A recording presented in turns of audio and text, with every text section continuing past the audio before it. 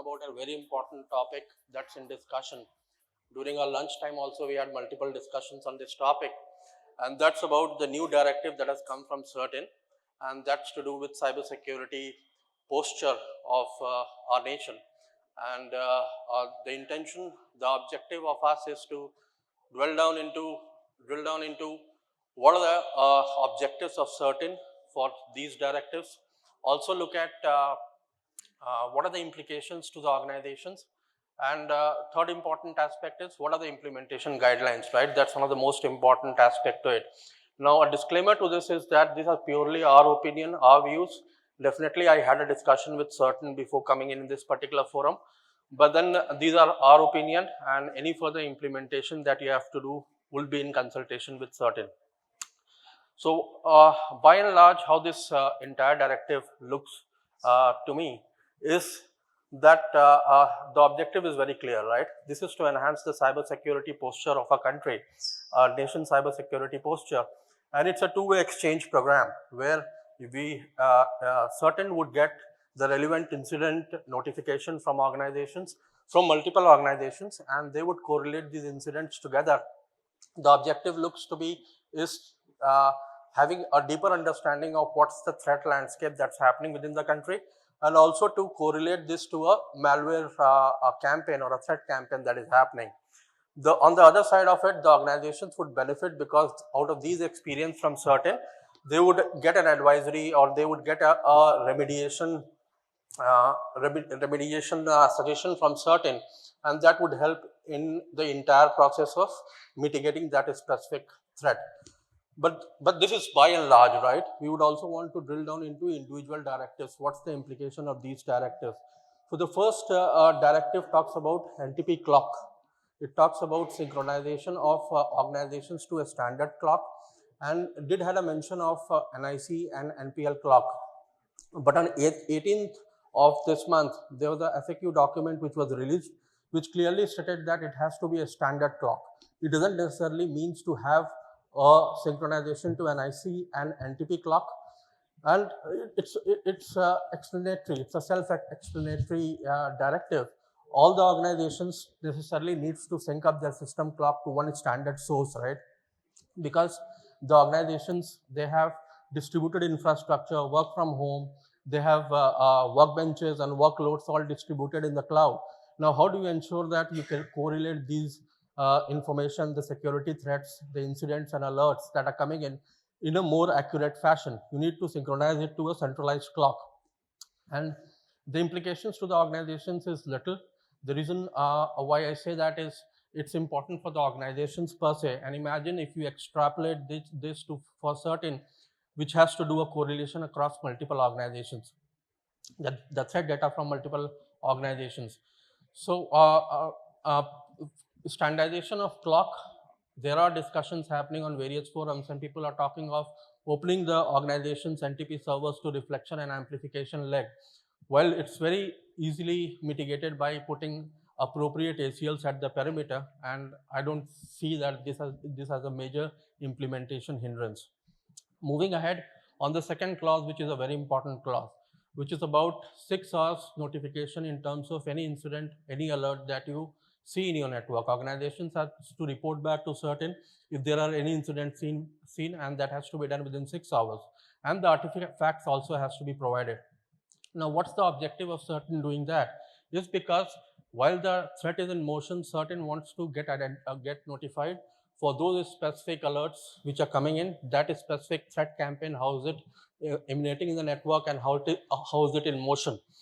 Timely information is important. It is very, very critical. Implications to organizations definitely is that a very strong detection methodology has to be adopted, whether it is endpoint security, whether it is network security or cloud security. There is the importance of a very strong threat detection solution being deployed, not only for getting the alerts and logs, but also for very important telemetry information that has to be gathered, right, and provided to CERTIN.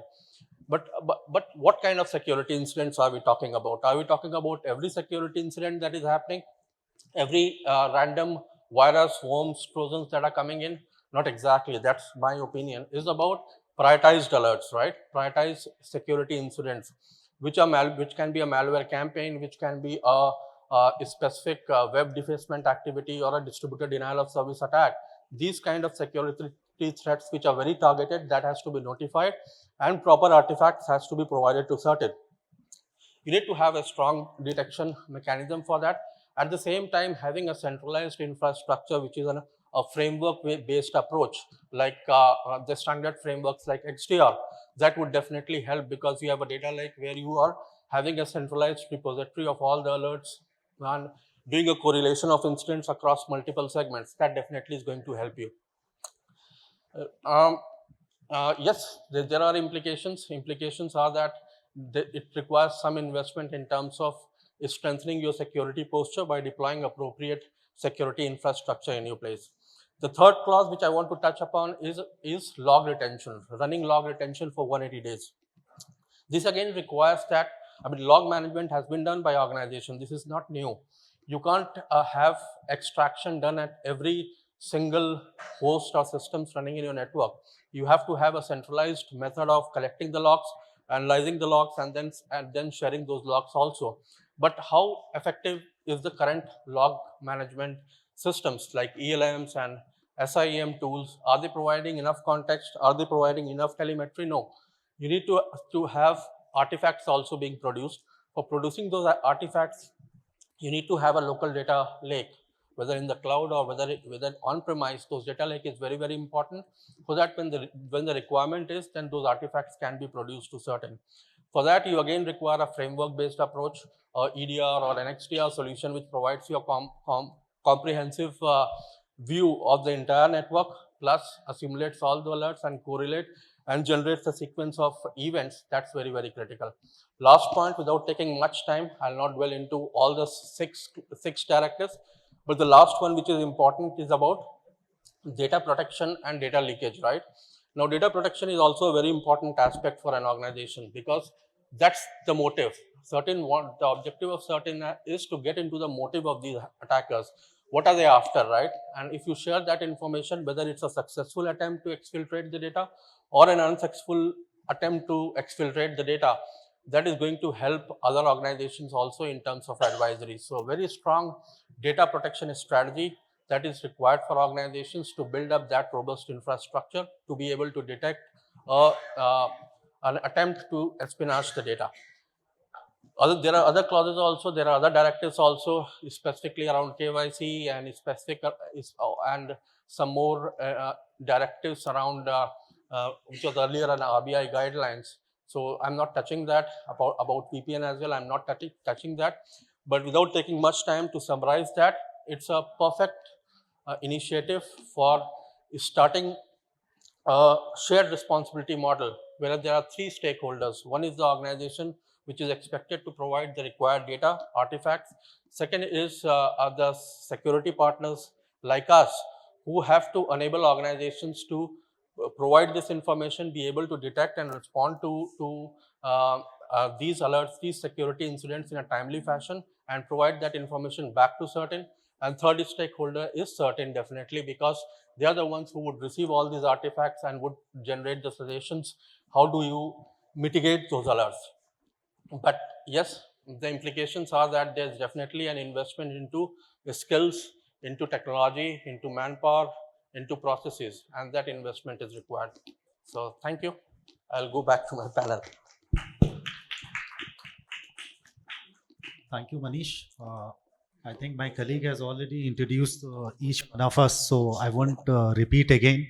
And this panel discussion is primarily focusing on cyber resilience at PSU in the age of digital transformation. I'll begin with Dr. Parvez Hayat. Mr. Hayat, what we have observed during the pandemic, that it created a kind of challenge, not only for the public sector organization, but across all enterprises, startups, MSMEs. And one thing that came out of that challenge, and some of the IT leaders who use integrated platform to mitigate those challenges, that resiliency has become very important. That means whatever we are building in a post-pandemic world, from a IT perspective, from a process management perspective, it has to be resilient enough. If tomorrow something like that happen, we should be able to mitigate on the go. Would you like to share your experience, because you have more than 30-year experience in public sector, sir? Thank you very much. No, my experience has not been so much in the public sector, but I did work for 5 years in the Power Grid Corporation of India as a chief vigilance officer. Rightly so, in the COVID days, and like we all know that living with the viruses. So each and every organization, either it is a small and medium sector organization or large PSUs, they are supposed to have a very strong the infrastructure, that is, and also the pre-disaster recovery plan. As you know that all these cyber attacks, they are also the man-made disasters. So for that, the pre-disaster disaster recovery plan is very important. How to strengthen the security system, and as we all know that now the advancement has moved far away. Now we have the artificial intelligence, now machine learning. If you see that, if you recall the Satyam scam, which you get to see in the SEBI, that time this technology was not there. Otherwise, when the machine learning can watch your behavior pattern and they find something unusual, so the CEOs who manipulated the data at the odd hours, they could have been caught, because these security systems and machine learning, they would have sent alert. So it is time that it's very important that we must have a multi-layer, protection system, like so as to create the resilience. Correct. So that resilience will only come. That also requires the capacity building of the employees who are working. So the firewall is very, very important. And now there are many different varieties of even cloud-based firewall, virtual firewall that has to be placed. And the detection system, IDS, intrusion detection system, as we know, this is also very, very important. Of course, this work, the way the firewall work as a gatekeeper, it allows only the legitimate traffic and filter out the something which is not legitimate. But the IDS is also that works as a surveillance, Right. And also he sent the alert to the administrator, and also the IPS is more effective. That also not only that is inform and block the traffic, it also stops. So presently there's a need to integrate all this protection system, firewall and IDS and IPS. And also we are talking about the two-factor, when now you go to the State Bank of India, you get a credit card, or you want to take out the money, you find that the two-factor, not only there is the captcha and password, so there is a time in future the password will be done away with. Absolutely. So it's very important that we must have a multi-layer security system in place, so that in case of anything like COVID or any other cyber attacks takes place, so there has to be some recovery plan. Absolutely. So that in case of a harm, a damage to the system, they are able to recover, come back to the original position in the shortest space of time. Thank you. Yask, I'll come to you because during the pandemic, we also noticed that digital transformation agenda of public sector organization accelerated like never before. That means now you have a larger vector surface attack, and possibilities of attacks are quite high. And in that case, you need actually solutions and technology in place from an architecture point of view in order to ensure that if some attacks happen, you are able to mitigate. Also, the fact that even somebody is able to penetrate your data center or your data, you have a disaster recovery in place wherein at least you can access those things, right? Would you like to share your view on that? Right, so your question is about the tools and technologies, right? Okay. Oh, good day, everyone. Nice to be here. This question is about resilience. How resilient organizations are, especially in this digital transformation that is happening. Last 2 years, what has happened is that normally we say that modern problems require modern solutions.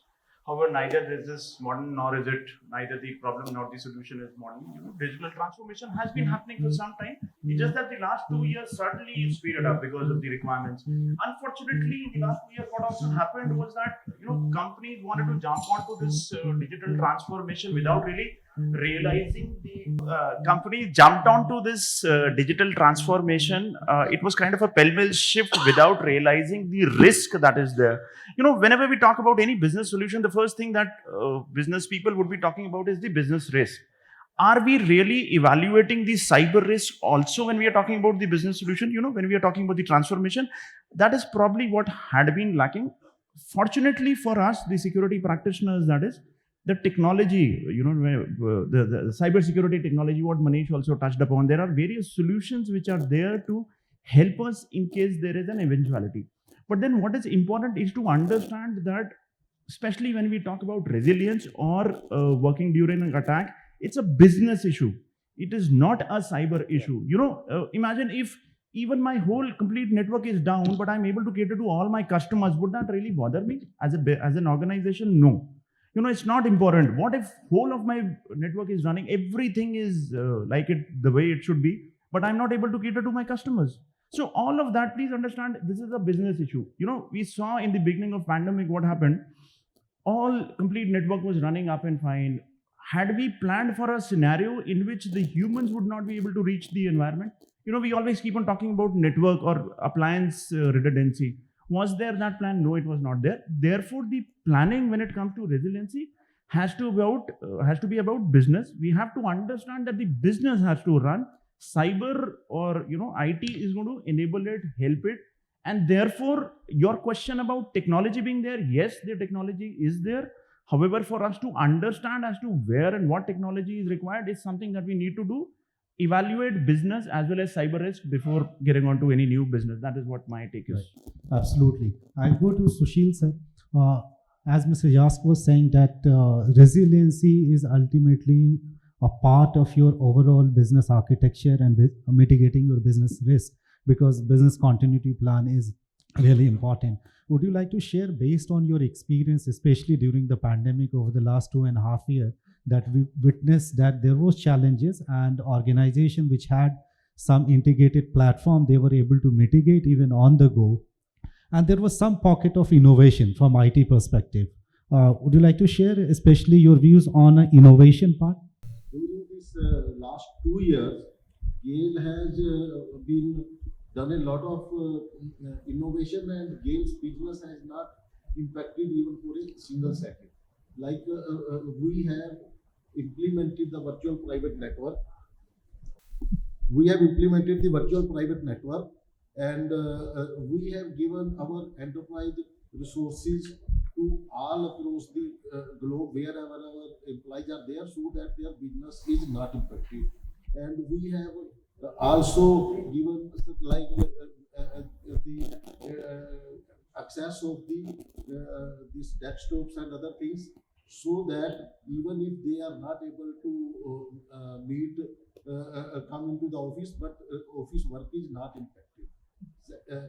Apart from that, we have been given this implemented the multi-factor authentication. Like you will be able to implement or use the virtual only if you are the authorized person and you are able to put the OTP on the registered mobile. And apart from that, we have already in our firewall and other things blocked various countries where we don't have any business, so that unnecessary attacks are not happening. And our OT system is air-gapped with our corporate network. And also our GAIL is an organization which is declared as critical information infrastructure by the National Critical Information Infrastructure Protection Center. So we have implemented ISO 27001 in our SCADA system and this BIS system. And apart from that, we are getting regular advisories from IB, Ministry of Home Affairs, CERTIN, NIC, and all that.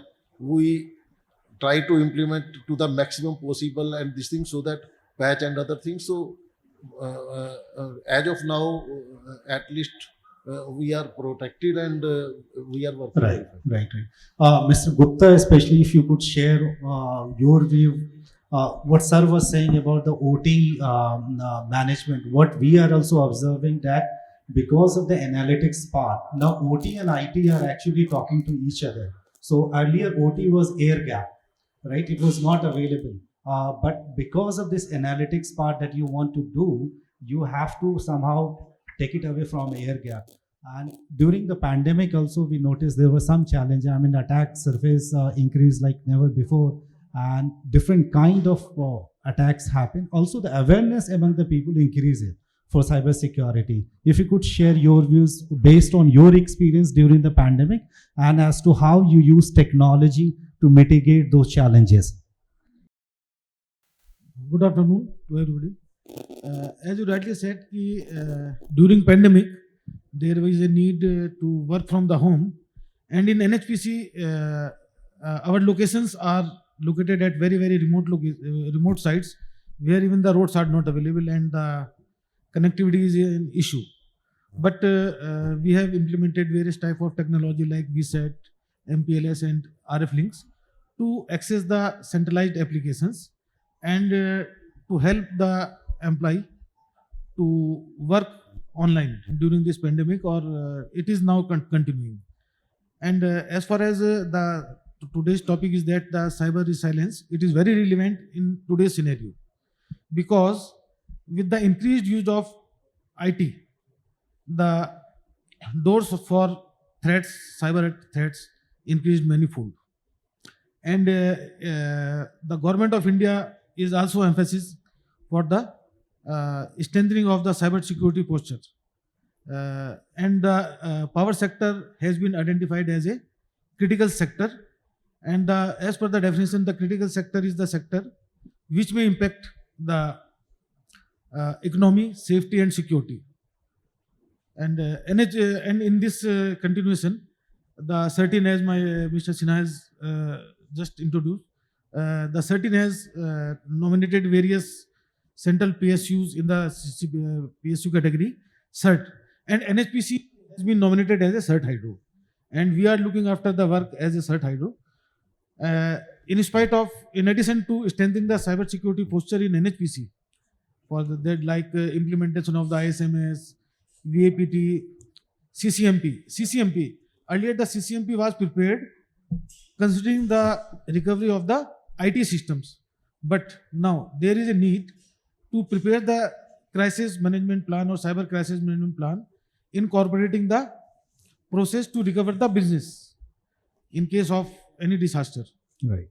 NHPC is also providing the guidance to all the CERT Hydro utilities in country, maybe in CPSU category, state category, or private.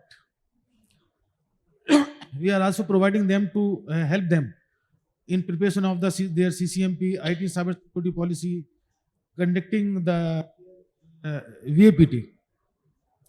Now, the government has emphasis as in the before lunch session, one of panelists has intimated that there are 3 pillars to strengthen the cyber security. One is people, process, and technology.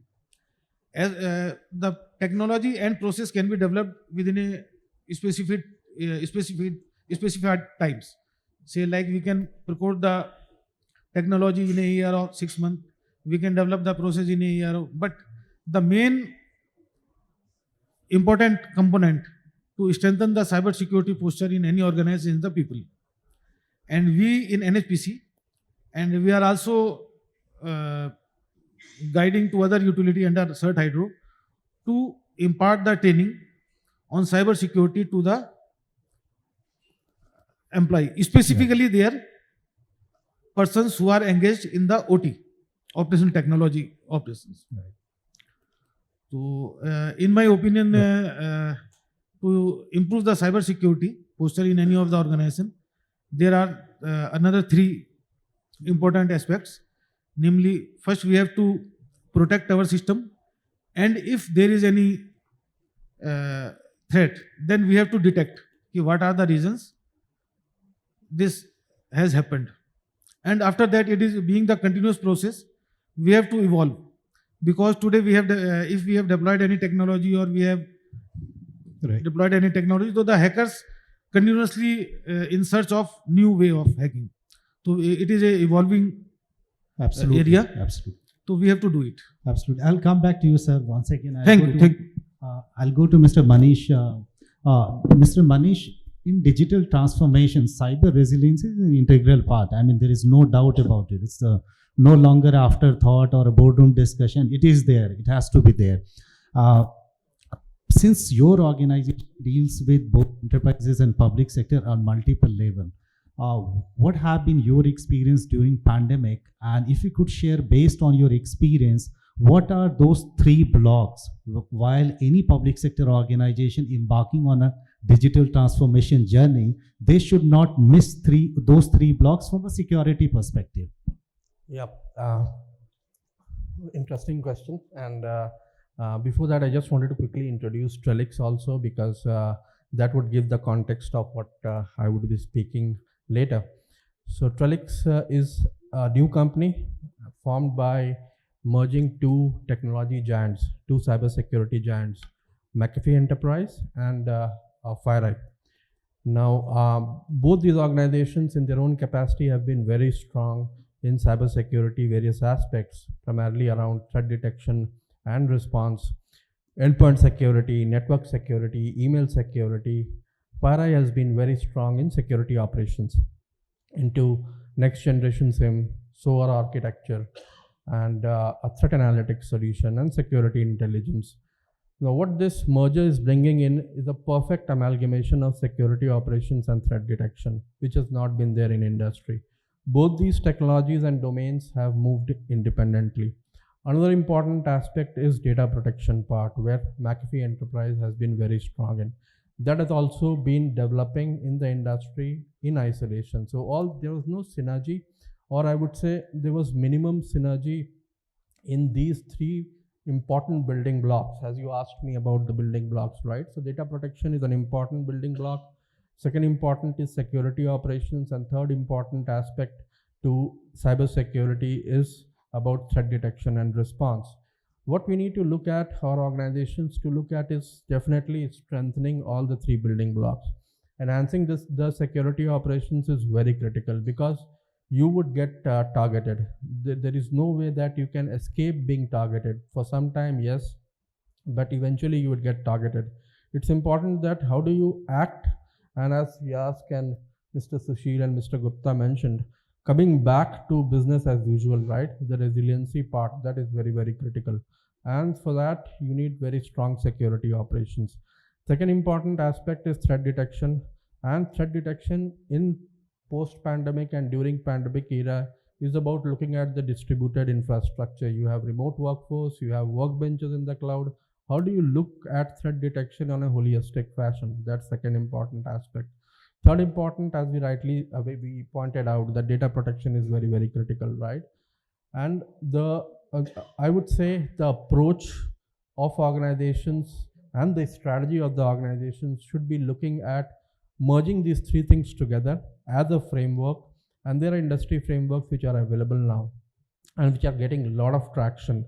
If you talk about XDR framework, for that matter, whether it's Open XDR or native XDR, organizations should definitely, I believe, that look at the synergy between these 3 pillars, and XDR framework is a perfect framework to look for mitigating next generation threats. That's my take.